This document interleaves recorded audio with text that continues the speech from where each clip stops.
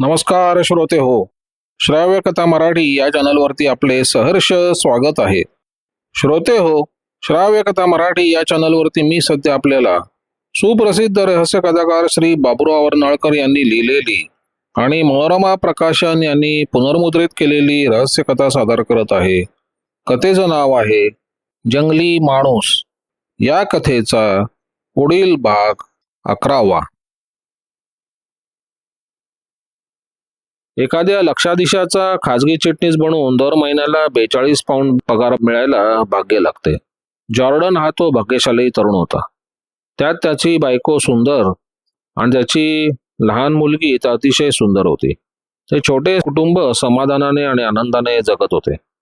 दुर्दैवानं तो लक्षाधीश अचानक मरण पावला आणि त्यानं आपल्या मृत्यूपत्रात आपल्या चिटणीसाला 100 पाऊंड मिळावे अशी व्यवस्था केली. पण जॉर्डन सारख्या महिन्याला 42 पाऊंड मिळवणाऱ्या तरुणाला ती रक्कम अगदी अपुरी होती. जर तो साधा कारकून असता तर त्याला नवीन नोकरी मिळवणं कठीण गेलं नसतं. पण त्याला ते काम जमणं शक्य नव्हतं व ताबडतोब दुसरा लक्षाधीश गाठणं सोपं नव्हतं. त्यामुळे बँकेत शिल्लक असलेले 150 पाऊंड आणि लक्षाधीशाने दिलेला वारसा या पलीकडे नोकरी सुटली तेव्हा त्याच्याकडे काही नव्हतं. तो एका संध्याकाळी आपल्या उपनगराकडील घराकडे जात असताना त्याला एक माणूस भेटला. त्या माणसाला आणखीन एक माणूस भेटला होता की ज्यानं थोड्या पाऊंडाच्या भांडवलावर आफ्रिकेच्या किनाऱ्यावर खूप संपत्ती मिळवली होती. जॉर्डननं त्या श्रीमंत बनलेल्या माणसाला गाठले. पैसे मिळवणे सोपे आहे, तो माणूस म्हणाला.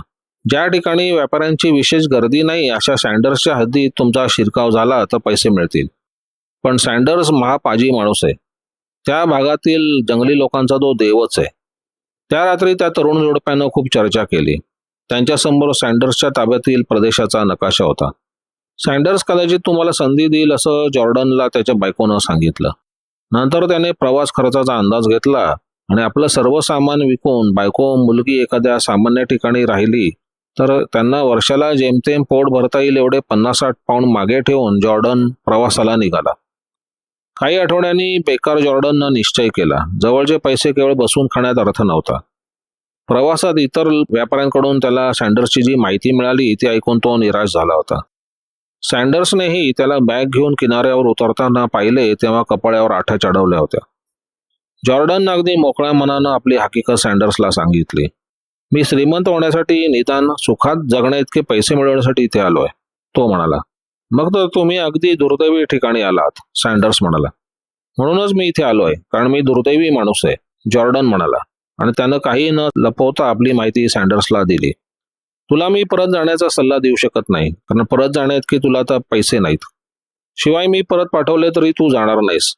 मी तुला काम दिले असते तर तुला इकडच्या भाषा येत नाहीत. मला एक मदतनीस घेण्याचा हक्क आहे, पण मला तुम्ही व्यापार करण्याचे लायसन्स द्या. तुम्हाला ते देण्याचा अधिकार असेल, जॉर्डन उत्साहाने म्हणाला. लायसन्स मी देऊ शकतो, पण त्यासाठी एक गिनी खर्च करावी लागते आणि सध्या तुमच्याकडे तेवढेच पैसे आहेत. सँडर्सने त्याला लायसन्स दिले व काही आठवडे त्या उत्साही तरुणाला आपला पाहुणा म्हणून जवळ ठेवले. नंतर त्यानं त्याला एक दुभाषा आणि एक नाव दिले व जॉर्डन आपल्या सुदैवाचा शोध करण्यासाठी निघाला. सँडर्सने त्याला धुंद्याची सुरुवात करण्यासाठी लागणाऱ्या वस्तू पुरवल्या होत्या. सँडर्सनं त्याला सूचना दिल्या. मला व्यापारी आवडत नाहीत, म्हणून मी सहसा कोणाला इथे परवाना देत नाही. नगोंबीच्या तू वाट्याला जाऊ नकोस, कारण ते चोर आहेत. झुडपात राहणाऱ्या लोकांच्या वाऱ्याला उभं राहू नकोस, कारण ते खुनी आहेत. ECC रबर देऊन मीठ विकत घेतील व ओचोरींना कापड दिलं तर तुला डिंक मिळेल. फक्त ओचोरीच्या बोसांबोला सांभाळ. त्याला थोडं इंग्लिश येतं आणि तो तुला फसवण्याचा प्रयत्न करेल आणि यापुढे तू आणि तुझे दैव. जॉर्डन निघून गेल्यानंतर सँडर्स आपल्या कामाला लागला. 3 परकी माणसं त्याच्या हद्दीत आली होती आणि रहस्य प्रकारे नाहीशी झाली होती. ती 3 माणसं अकासावा, ECC आणि ओचोरी यांच्या सरहद्दीपासून 3 झोपड्यातून राहत होती व मासे पकडून आणि शिकार करून जगत होती. आश्चर्य एवढंच होतं की त्यांच्यापैकी कोणालाच बायको नव्हती आणि त्या भागातील स्त्रियाही त्यांना घाबरून त्यांच्या समोर जात नव्हत्या. एके दिवशी ते तिघेही अचानक नाहीसे झाले. सँडर्सच्या दृष्टीनं ती गोष्ट विशेष महत्वाची नव्हती, त्यामुळे आजूबाजूच्या लोकांना त्यांचा शोध करण्यास सांगण्यापलीकडे त्याने काही विशेष केलं नाही. वर्षभर त्याला जॉर्डनची हालचाल समजत होती. त्याच्या बायकोची पत्र सँडर्सला प्रथम मिळत व तो ती त्याच्याकडे पाठवत. पण जॉर्डनची बातमी उत्साहजनक नव्हती. तो स्वतःचेच पोट कष्टाने भरत आहे असं सँडर्सला समजलं. एके दिवशी जॉर्डन मुख्य ठाण्यावर आला. तो आता बराच हडकुळा आणि सूर्याच्या तापानं काळा पडला होता. त्यानं दाढी पण वाढवली होती. त्याच्या बरोबर एक जुनी नाव होती आणि नावेत त्याची बंदूक, जेवणाची भांडी आणि बिस्तरा या पलीकडे काही नव्हतं. त्याचे कपडेही फाटलेले होते. तो तिथल्या भाषा मात्र शिकला होता. मिस्टर सँडर्स, मला काही व्यापार जमत नाही, तो म्हणाला. आता मी फक्त एकदा प्रयत्न करून बघणार आहे. नंतर मला दुसरं काहीतरी काम शोधावं लागेल. त्यावेळी मुख्य ठाण्यावर त्याची काही पत्र पडून होती. ती वाचून जॉर्डन अधिक निराश झाला. बायकोजवळ तिच्या खर्चासाठी ठेवलेली रक्कम संपली होती. 3 आठवड्यांनी जॉर्डन पुन्हा अज्ञात ठिकाणाकडे रवाना झाला. तो मुख्य ठाण्यावर निघाला तेव्हा त्याच वेळी त्या रहस्यमय 3 माणसांपैकी एक जण परत आला. हा योगायोग होता. तो एकटाच माणूस आपल्या पूर्वीच्या ठिकाणी परतला होता. आता त्यांच्या झोपड्या नाहीशा झाल्या होत्या. बगीच्याचे जंगल झाले होते. फक्त त्यांची नाव जागेवर होती, कारण कोणालाही तिला हात लावण्याचं धैर्य झालं नव्हतं. त्या माणसानं आपल्यासाठी झोपडी उभारली. बगीच्यातील इतर जंगली झोडपं साफ करून तो तिथे राहू लागला. तो त्या तिघांचा प्रमुख होता आणि त्याचं नाव मक्रोका असं होतं.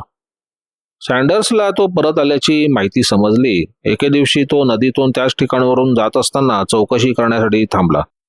मी आणि माझे 2 चुलत भाऊ आम्ही दूरच्या प्रदेशातील आहोत, मक्रोका म्हणाला.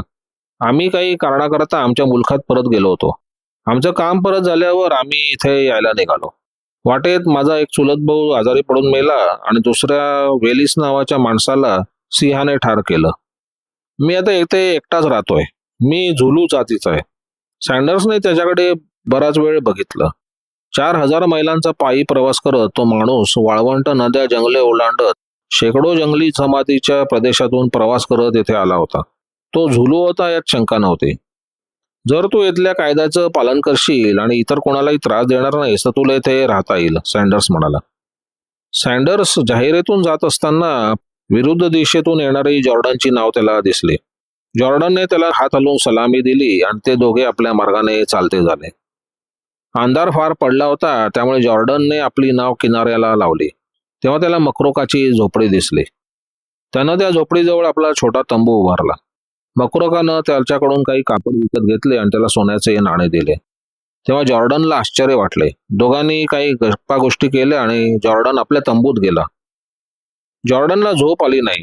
त्याची त्या नदी किनाऱ्यावरील शेवटची सफर होती आणि या खेपेला पूर्वीपेक्षा अधिक फायदा होण्याची चिन्ह दिसत नव्हती. इंग्लंडमधील आपल्या बायकोची आणि मुलीची उपासमार होत असेल या कल्पनेने तो अस्वस्थ झाला. एकाएकी कोणीतरी मोठ्याने भांडत आहे असा आवाज ऐकू आला. जॉर्डन आपल्या तंबूच्या बाहेर आला. काही अंतरावर असलेल्या झोपडीच्या दारात मक्रोका बरोबर आणखीन कोणीतरी माणूस भांडत असल्याचे दिसले. एकाएकी त्या दुसऱ्या माणसानं मक्रोकावर सूर्याचे 2 वार केले आणि त्याने धावतच जाऊन जॉर्डनची नाव गाठली.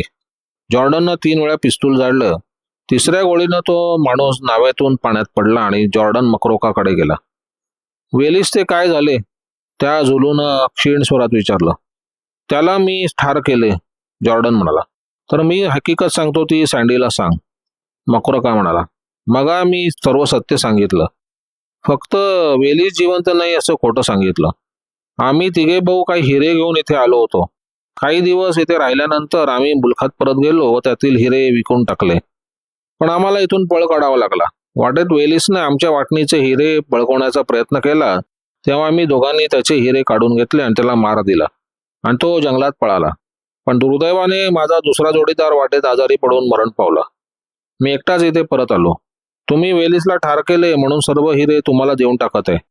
तुम्ही चुलीच्या ठिकाणी खणले तर ते तुम्हाला मिळतील. मक्रोकाच्या प्रेताची व्यवस्था लावल्यानंतर जॉर्डननं ती जागा खणली आणि त्याला तिथे 30 निरनिळ्या आकाराचे हिरे सापडले. लक्षाधीशाचा खाजगी चिटणीस या नात्यानं त्याने काम केलं होतं, त्यामुळे ते हिरे पाणीदार आहे ते त्याने ओळखलं. सँडर्स पासून त्यानं काही लपवलं नाही. तो म्हणाला, मिस्टर सँडर्स, माझ्या गरीब बिचाऱ्या बायकोचा आणि मुलीचा विचार करा. तिनं जरी स्पष्ट लिहिलं नसलं तरी ती खात्रीने उपासमार होत असणार. जेव्हा सर्व आशा खुंटली होती तेव्हा सुदैवाने हात दिला.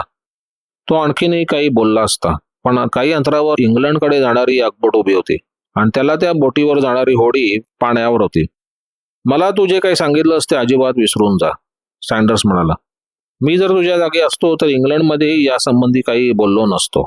तू आता जा. अधिक काही बोललास तर तुझी बोट चुकेल. त्याला निरोप देऊन सँडर्स आपल्या ऑफिसात आला आणि त्याच जहाजातून आलेलं आपलं टपाल उघडलं.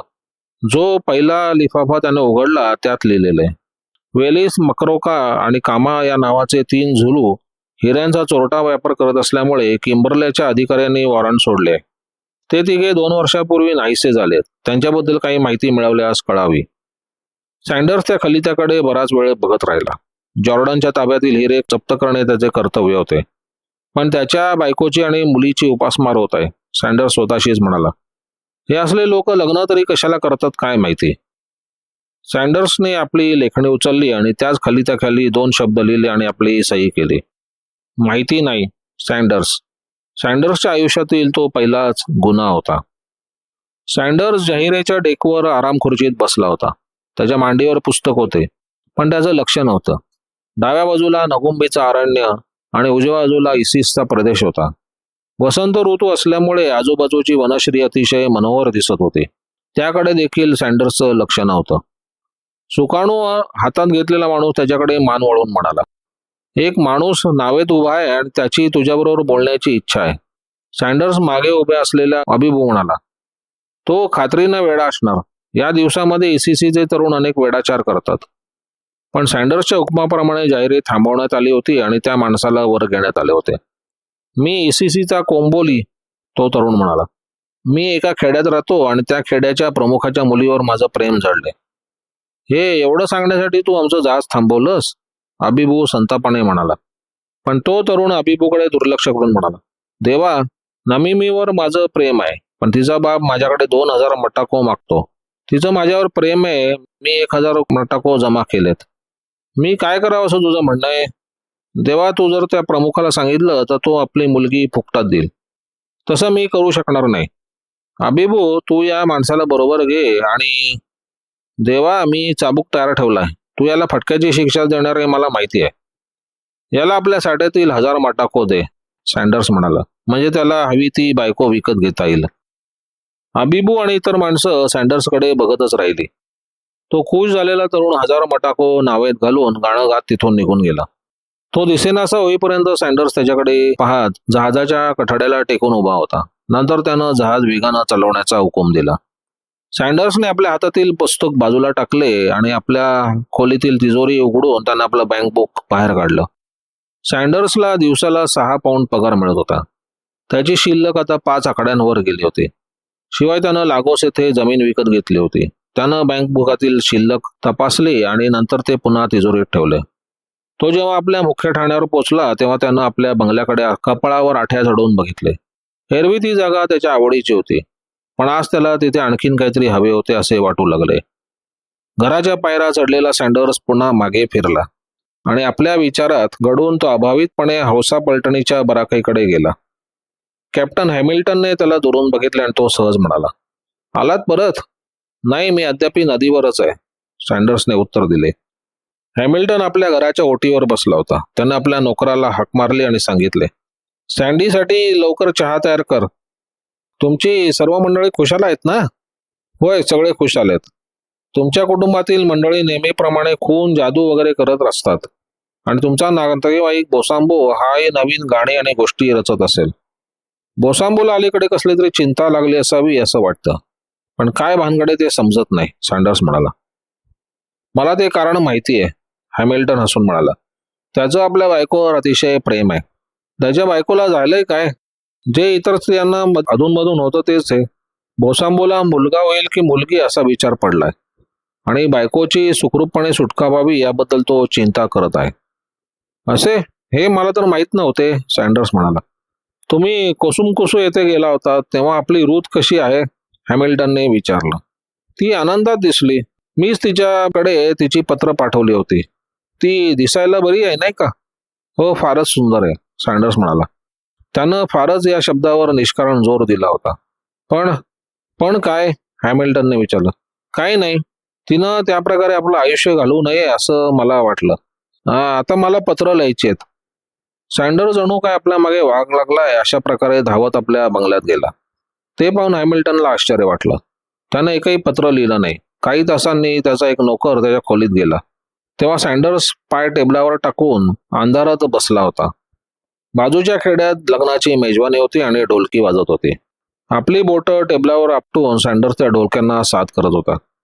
दुसऱ्या दिवशी त्याला काही निर्णय घेता आला नाही. तिसरा चौथा दिवस तसाच निघून गेला. आपण तिच्या योग्यतेचे नाही असं त्याला वाटत होतं. तिचंही आता त्या प्रदेशावर प्रेम जडलं होतं. तिथल्या लोकांना ती आता ओळखू लागली होती. उन्हाळ्याच्या दिवसात तिला इंग्लंड येथे जाण्याची इच्छा झाली तर त्याला ही रजा मिळण्यासारखी होती. आपलं वय काय असावं याबद्दल तो विचार करत होता. 40शी जवळ आली असावी असा त्याचा तर्क होता. पण जेव्हा ते त्याला नक्की आठवेना तो घाबरला. आपण फारच म्हातारे असलो तर? तो विचार करण्यात त्यानं 3 आठवडे घालवले. अखेरीस त्यानं महानिश्चयाने तिला एक पत्र लिहिलं आणि ते स्वतः तिच्या हातात देण्याचं ठरवलं. त्या रात्री तो हॅमिल्टनच्या घरी गेला आणि म्हणाला, उद्या मी प्रवासाला जाणार आहे. पण आतापर्यंत तुम्ही मला कधीच आपला बेत आगाऊ सांगितला नाही. हॅमिल्टन म्हणाला. तेव्हा आजच मला विश्वासात घेण्याचं काय कारण? मी तुला आणखीन एक गोष्ट सांगणार आहे. ती गोष्ट म्हणजे नको जाऊ दे, मी तुला कधीतरी नंतर सांगेन. दुसऱ्या दिवशी सँडर्स स्वतःच्या देखरेखीखाली जाहिरे सजवत होता. तेवढ्यात अबिबू तिथे आला आणि म्हणाला, कोसमकुसू येथील एक देवाची बाई आली आहे. सँडर्स एखाद्या लहान मुलाप्रमाणे धावत पुढे गेला आणि त्यानं तिला हात धरून नावेतून खाली उतरवले. आपल्या खिशातील ते पत्र खाली पडू नये म्हणून डाव्या हाताच्या हाताने कोटाचा तो खिसा दाबून धरला होता. रुथ अतिशय प्रसन्न दिसत होती. ती म्हणाली, तुम्हाला अतिशय आनंदाची बातमी सांगणार आहे. इंग्लंडला जाणारी बोट तर निघून गेली नाही ना? नाही, पण आनंदाची बातमी कुठली? मी इंग्लंडला परत जाणार आहे, ती आनंदाने म्हणाली. तू इंग्लंडला परत जाणार आहे? गडबडीनं सँडर्सने विचारलं. तुम्हाला हे ऐकून आनंद नाही होत? तिनं विचारलं. माझ्यामुळे तुम्हाला कितीतरी त्रास होतो आणि मिशनरी या नात्यानं मी अपयशी ठरले आहे. तुम्ही माझे मित्र आहात म्हणून मी तुम्हाला एक गुप्त गोष्ट सांगणार आहे. इंग्लंडला गेल्यानंतर मी लग्न करणार आहे. तू लग्न करणार आहेस? त्यानं आपल्या खिशातील पत्र अधिक दाबून धरत विचारलं. होय, त्याचं असं झालं, ती लाजत म्हणाली. त्याचं आणि माझं भांडण झालं म्हणून मी रागाने येथे निघून आले. त्यांनी मला खूप पत्र पाठवली तेव्हा मी आता विचार बदलला आणि आता लग्नाला तयार झालाय. पण तुम्ही माझं अद्याप अभिनंदन नाही केलं. सँडर्स सद्गतीत कंठाने म्हणाला, ईश्वर तुला पूर्ण सुखी करो. त्याची ती स्थिती पाहून तिला चमत्कारिक वाटलं. ती म्हणाली, हे एक प्रश्न विचारते म्हणून रागवू नका, पण तुम्ही अद्याप लग्न का केलं नाही? मला अद्याप कोणाला मागणी घालण्याची संधी मिळाली नाही, सँडर्स म्हणाला. पण रुथ, मी एक जंगली माणूस आहे. माझ्याबरोबर कोण लग्न करणार? एकीला मात्र मी मागणी घालण्याच्या अगदी बेतात होतो. तिला जहाजापर्यंत पोहोचवल्यानंतर सँडर्स जाहिरेतून प्रवासाला निघाला. कुठे जायचं हे निश्चित नव्हतं. जाहिरे मन मानेल तिथे जात होते. एके दिवशी एका खेड्याजवळून ती जात होती. देवा, हेच ते खेडे. याच ठिकाणी एका माणसाला तुम्ही लग्न करण्यासाठी 1000 मटाको दिले.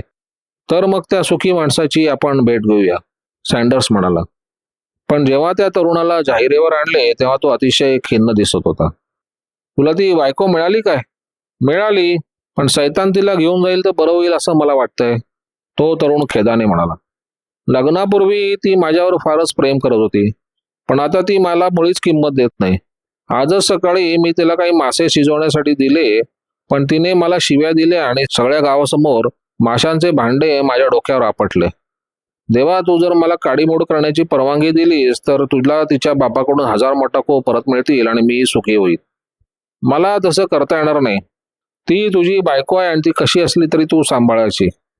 सँडर्स तिथून ओचोरीला गेला. बोसांबो रडत होता. त्याला झालेला मुलगा जन्माचा क्षणी मरण पावला होता. सँडर्सने त्याला मिठी मारून त्याचं सांत्वन केलं.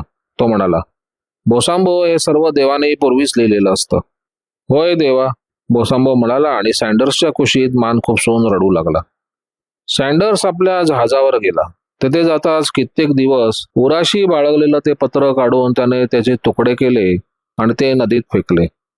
तो आकाशाकडे बघत म्हणाला, देवा, मी लग्न केलं नाही म्हणून मी कितीतरी सुखी आहे. श्रोते हो, ही कथा आता संपलेली आहे.